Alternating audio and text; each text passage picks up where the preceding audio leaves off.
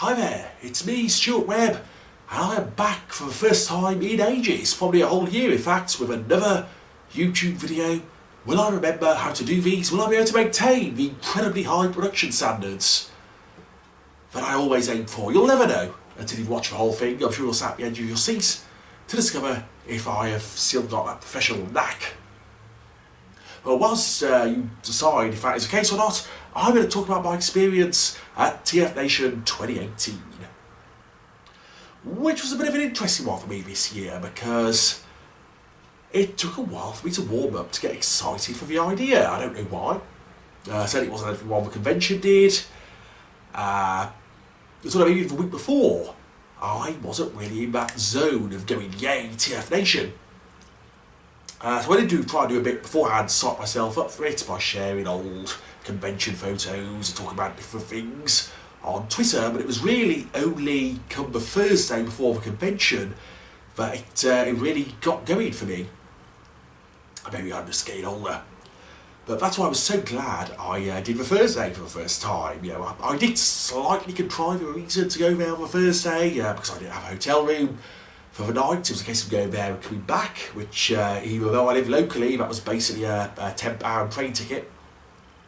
But because I had some very heavy books to give to Nick Roach, books happened to be the same weight as Stan Bush, oddly enough, but I'm sure that Nick wasn't just trying to contrive an alibi by which he would have an excuse for his suitcase being so much heavier, and he definitely did not throw those books in the river, knock Stan Bush over the head, put him in his suitcase and run off laughing to the airport. I don't even know why people would suggest that about poor old Nick. He's a much misunderstood man. But because I had those Human Way books, I decided it'd be a good idea to go on Thursday and leave them in a kind person's room, which in this case was Becca, who of course you all know from being the guardian of the world famous Pipes and Megatron from those photo comics. But even with that naughty Megatron hanging about in that room as well, thankfully the books were still safe in good condition to go to Nick on the next day. And I got to hang out on a Thursday, which was fantastic. You know, there were really loads of people there because, of course, the Friday schedule starts very early now, so it's even more of a reason to get there the day before. I got to have nice conversations with people, lots of chatting. Especially nice to have a good long chat with Inky from Twitter, who I gave very short shrift to last year when she brought a couple of my books. So I just said hello to her because I was very tired last year. So it was felt nice to make up for that by having a good conversation with her where we compared our retail jobs, which we both love if any of our employers are watching this video. And it was nice to go to the Gourmet Burger Bar and have some good greasy burger and just chill with folk. It actually felt quite sad when I had to go catch my train, so I think next year definitely be staying on a Thursday. Now on a Friday, getting to the hotel itself, well, last year I had some issues with the hotel. In particular, having to wait 2 hours to get to my room, and just how understaffed it was. I mean, as I've said before, the staff talked openly to walking past them about how buggered they were by the hotel not getting more people in for such a busy weekend. So this year I was quite aggressive thinking. I was like, I'm not going to take any shit from this hotel. So I went in expecting arguments, expecting fights. And it's, especially as the hotel app wasn't working for me. It's supposed to let you check into your room beforehand. Nothing was happening there. So I got there at 2 o'clock, straight to the desk. Hey, this app isn't working, there's something wrong with my reservation. Oh, that's the app played up, but don't worry, your room's ready now. There you go. Got in my room an hour early, that made such a difference to the experience. And I know there were still people having issues with getting served at the bar and that and taking a long time, but luckily for me, at least I never had that experience, and it was just generally much smoother this year at the hotel. The building itself did feel a little bit run down. They were doing renovations on part of it, so some construction work laid about and uneven floors. My hotel room itself As well as having that weird shower, that means if anybody comes into your room while you're in the shower, they get a good look at your ass, which has always struck me as strange. The room itself was definitely a bit run down, not to a point you could complain. It was just like the shower handle was loose, so you had to really press it in to turn it on and off, and the balcony doors were difficult to open. Sort of small stuff like that. So hopefully, we're going to be really going to town and doing up the hotel over the next year, because otherwise that sort of thing will of course only get worse, and you don't want to associate that sort of thing with a Hilton really. But in terms of service though, absolutely fine. Getting the wristband was very easy this year. Slight delays at the merchandise table, picking up stuff because they were having trouble with the PayPal system. But again, I was fairly lucky there. I was only waiting for 10 minutes. I know some Paul Soul who was there for about half an hour. But those sort of small glitches do happen, and that was really the only place that happened on the organisational side of the convention at all weekend. What the big thing with TF Nation over Auto Assembly has always been it's been much more better run, and even with a lot of the same people involved, I think it's because there's more people on the convention committee than there used to be on Auto Assembly. It's always been much better organised, and this year, even with the extra challenges of putting on a concert, the Saturday programme could have felt very compressed and rushed compared to how it normally is, but instead everything just went like that. It was very smooth. It's the only really word for it. You would struggle to complain about anything really, because it was just really well done and relaxing. You didn't notice there were 1,300 people at this convention. It felt much smaller and more intimate, and that's entirely down to the effort unsung organisational side of things. So all credit to everybody about that. It's hugely impressive. For Friday itself, of course, even though there were panels on from the start of the day, because I didn't get there till 2, once you'd unpacked, I got to bar and talk to people. I got myself to eat at the infamous Lugardios. I probably said that wrong. I'd not been there before or even heard of it before that week. But Graham Thompson basically organised a big meal out for. There were 21 people at our table, and other tables came in as the meal went on. Oddly enough, for a big convention area where all sorts of talks and stuff happens where they would get large groups of people coming in all the time, the restaurant didn't really seem able to cope with 21 people. They got very confused, and there were lots of little mistakes happening, which maybe confused when 21 people turned up when they were told 20 when the booking were made. But we went back there, another group, 2 days later, and the service was pretty poor there as well. Though the food was lovely, the mighty churros everybody was going on about were fine. I didn't get quite as excited about them as everybody else did. They were very nice. But even with the odd service, that was just such a nice thing Graham did, setting all that up, because you sat round the table, you ended up sitting next to lots of people perhaps you didn't know, and you had great conversations with them. I sat next to a young chap who's, he did tell me his Twitter handle, unfortunately I've forgotten it, so I apologise for not being able to repeat it here. My memory is terrible. There are plenty of incidents over the weekend of me confusing people with other people, even though I met them before. I'm awful like that. But I had a nice chat with them about the little Bumblebee third-party toy that so impressed me to a point I picked up the Goldbug version, who is just adorable. And I wouldn't have done that if that meal had happened. So that was just sort of a great, friendly, happy experience. And then it was back for the quiz, which was sort of the only event I did on the Friday. And goddamn it, Chris McFeely and his tricksy questions. I'm delighted he was really hungover the entire weekend. He deserves it. The bad man. And it was even an early night for me on the Friday, which is pretty unusual at these events. But I didn't really stay up too late any day of the con. I must be getting old, or more sensible. 2 o'clock finish on the Sunday was as late as it went for me, which meant I got to be up early and refresh every day for once. How bizarre was that? I was especially delighted I wasn't as tired as I was last year. we're talking to Erica.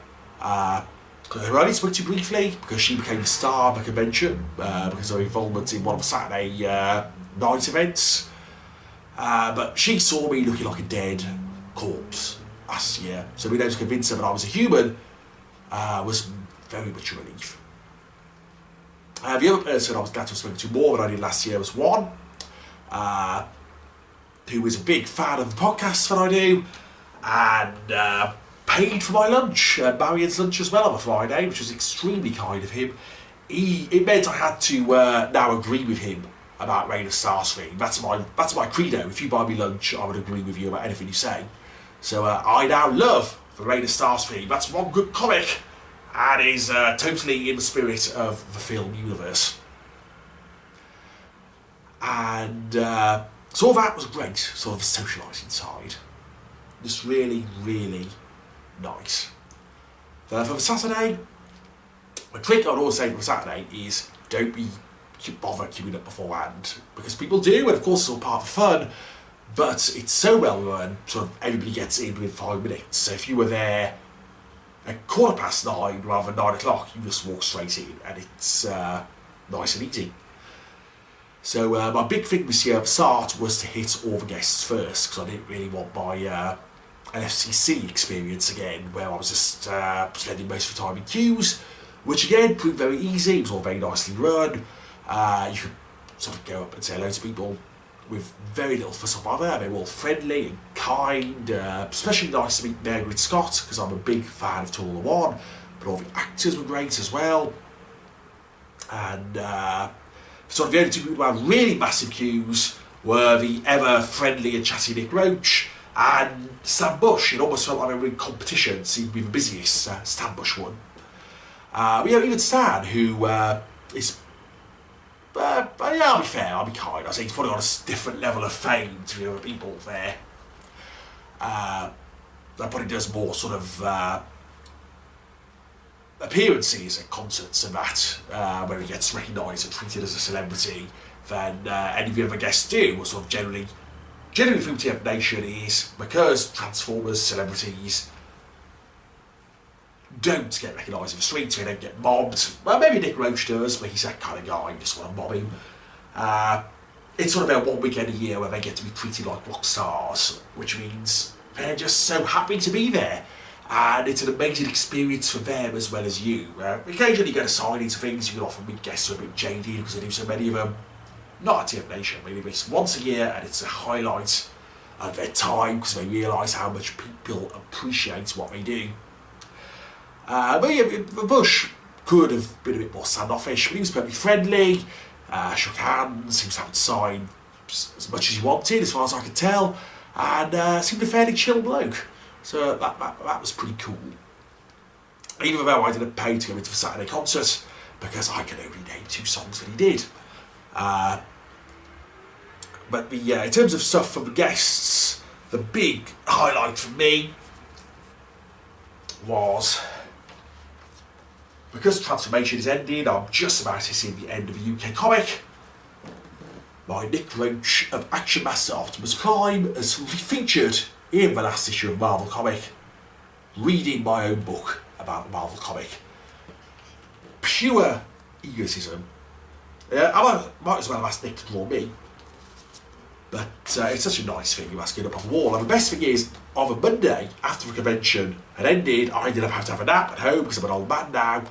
And even during the time I was having a nap, off his own back, and he did this for a lot of Nick Roach commissions as well over the last few days, Liam Shalhoub coloured it, which I've just been able to print off myself. And that's so nice, you know, he did it. He wasn't even expecting any payment for it. But of course because I've printed it, and I'm going to be using hopefully using the art in a promotional material for the website and the third book. I will be sending him some money on payday, because I'm so broke now, so broke. That's just such a lovely thing to have done, and sort of makes you appreciate the fan community so much. The other big thing I got from a guest was Kay Zammer's sketchbook, and she's such an amazing talent, and I must admit I'm always slightly in awe of her because I've come all the way from Japan, By her own admission, her English isn't that great. I think the first year she did a car was the only year she had sort of a handler, as it were, if that's the right word, who was looking after her specifically. So the rest of the time she was doing it off her own back. And I am just so in awe of that because I would never be able to do that. I would not. Over the unlikely event I ever became a celebrity in Japan, I would not be going to Japan to do conventions because it would scare the hell out of me. So I'm always incredibly impressed by her. And her art is brilliant. So getting a sketchbook is always a delight. I got it signed a 2000 AD cover as well. And something else I'll be mentioning towards the end of the video. And of course, always got to get something from New Stringer, Combat Colin issue 2. Absolutely fantastic stuff. Now, on the fan side of things, of course, there was a TF Nation Ladybird book, which is sort of an absolute delight from cover to cover. Very funny, very sweet. Various stuff from TM UK, a book of Generation 2 poetry. A collection of old TM UK comics. Andy Turnbull's Insane with Generation 2. It's like Generation 1, but not shit. I imagine. I've not had a chance to read it yet. Disclaimer, but knowing Andy, it's going to be very good.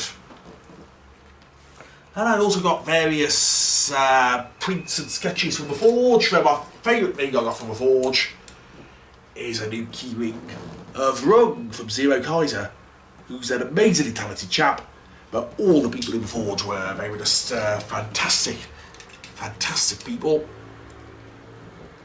So there's sort of lots of good booty. Toys I didn't really get much of. Just that for aforementioned Goldberg.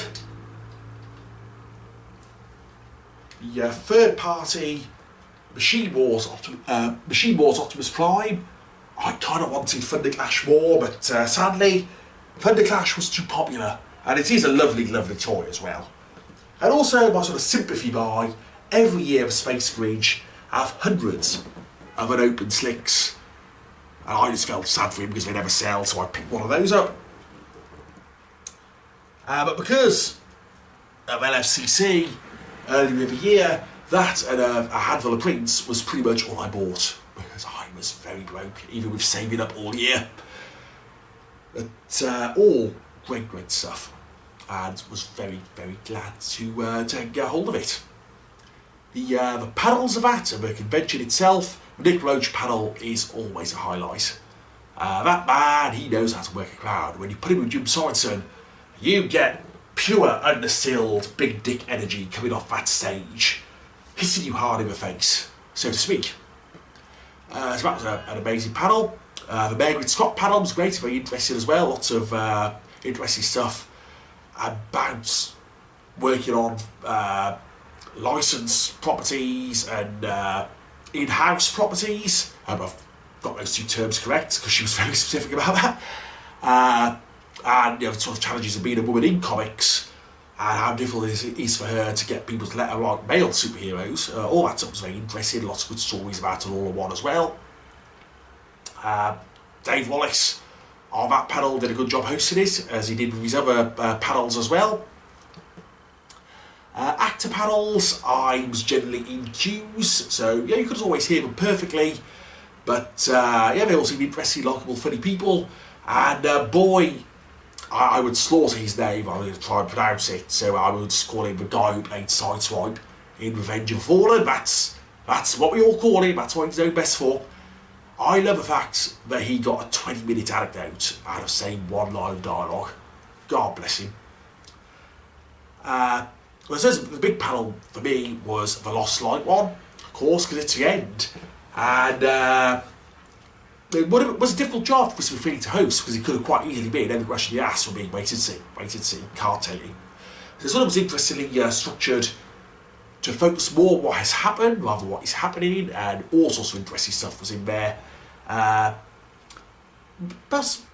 we're starting slightly more honest stuff about the end of the RDW continuity.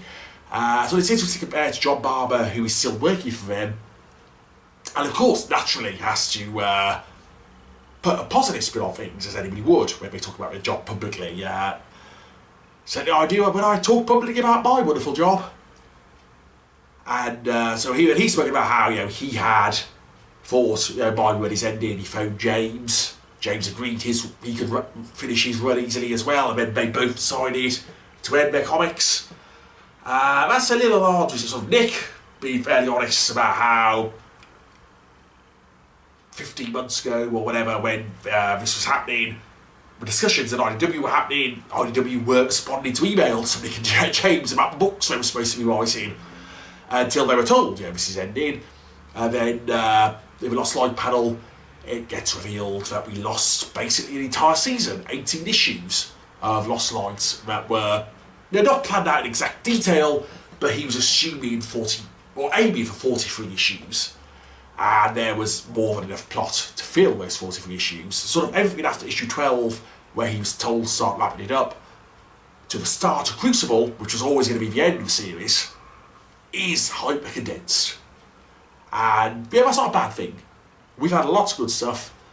And my favourite season of Babylon 5 is season 4, which is 2 seasons worth of planned plots crammed into one with lots of stuff discarded and abandoned, which ended up in the final not very good season 5, where that unexpectedly happened. So I know no complaints about the actual content we've got, but there's just so much we heard about in that panel where you go, what a shame. A Chrome Dome rewind plot of some sort would have played over many issues. The Scavengers two-parter being long enough to fill its own trade. Target 2006 crossover would have been utterly insane. He was a bit vague about how the dimensional hopping would have happened there, so there may be some aspects related to that still plays into the final Crucible. But we won't be getting Target 2006, which is, I'm going to confuse the fuck out of most of the new younger readers. And that may have even been a bad idea, because I know a lot of sort of younger, newer fans really don't like the Marvel stuff or the Furman stuff. So I might have antagonised more people than it would have made happy. But it does make you think, wow, that would have been nuts. It's also a shame we lost basically all the intended sort of swerve style, standalone, one-off experimental issues. I always like those as well. Really, the Sardines issue was the only thing that really came close to that in the end. But we still got nearly all good stuff. It's just, what could have been. But, so that was a really fascinating, interesting panel.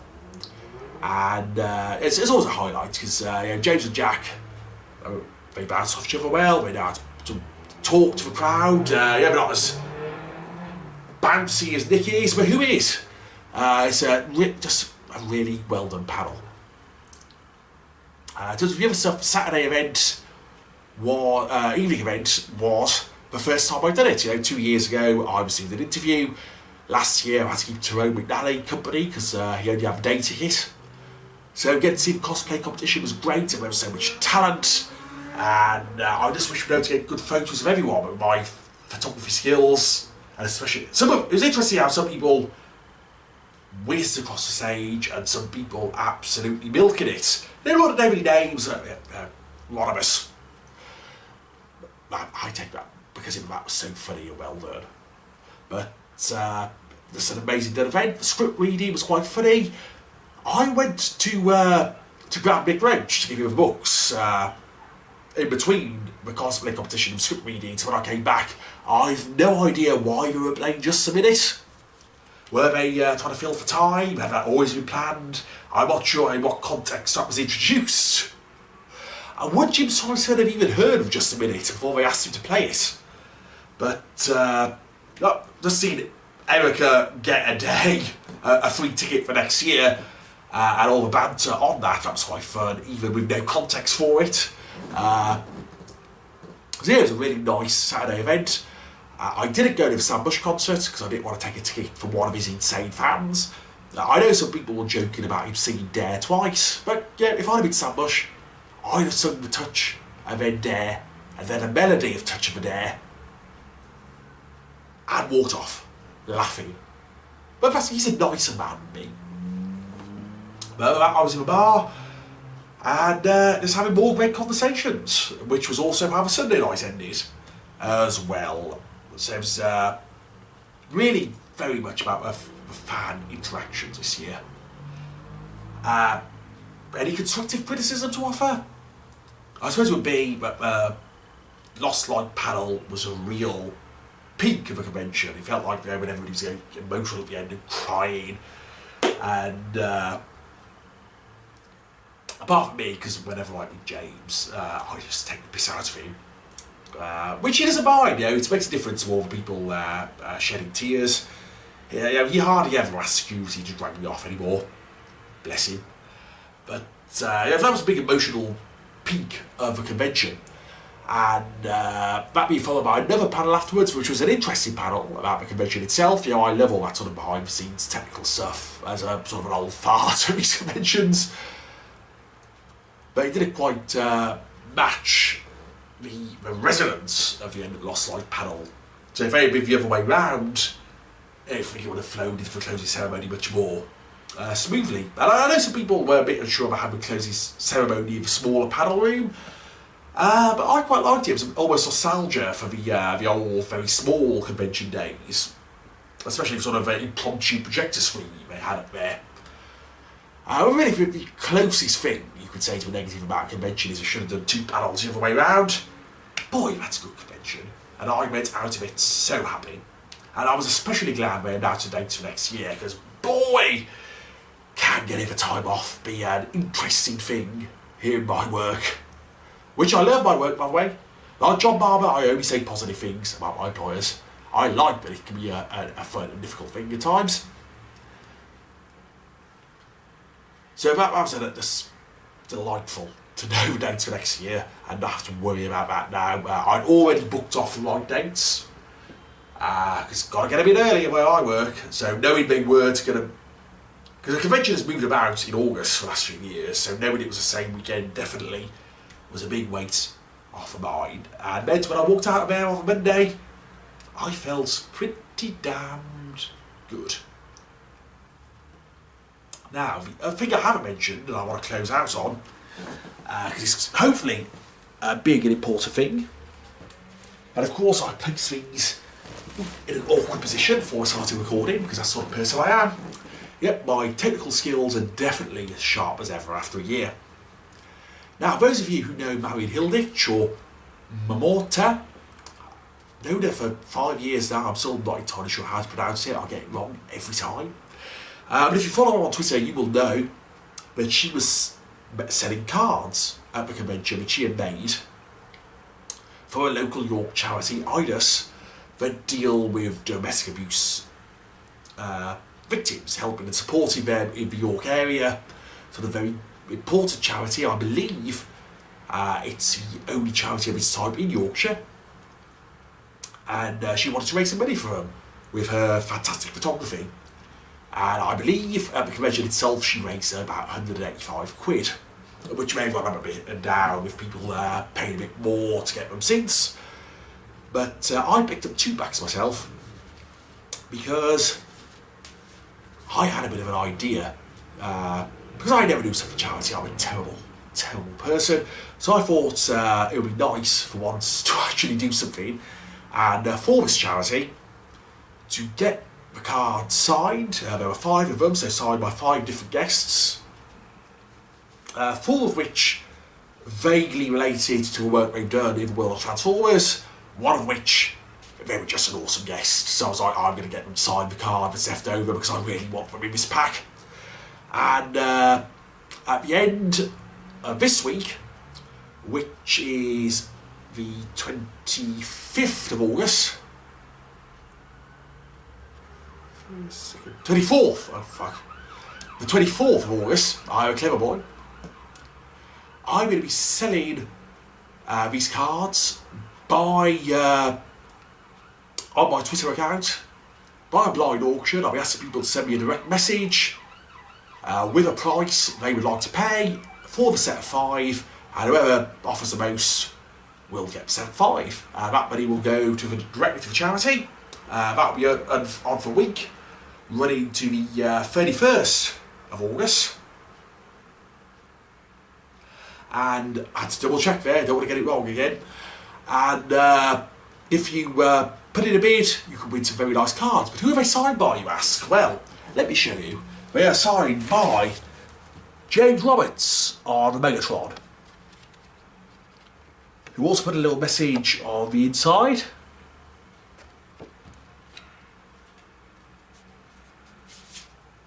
By Jack Lawrence on the Ultra Magnus. By Nick Roach on the Prowl. And as you can see that he has actually scrawled out Prowl's eye. By Kay Zama on the Drift. And I know she's never done a comic with Drift in, but Kay Zama is awesome, so I couldn't not have her sign one. And Stan Bush on the Hot Rod.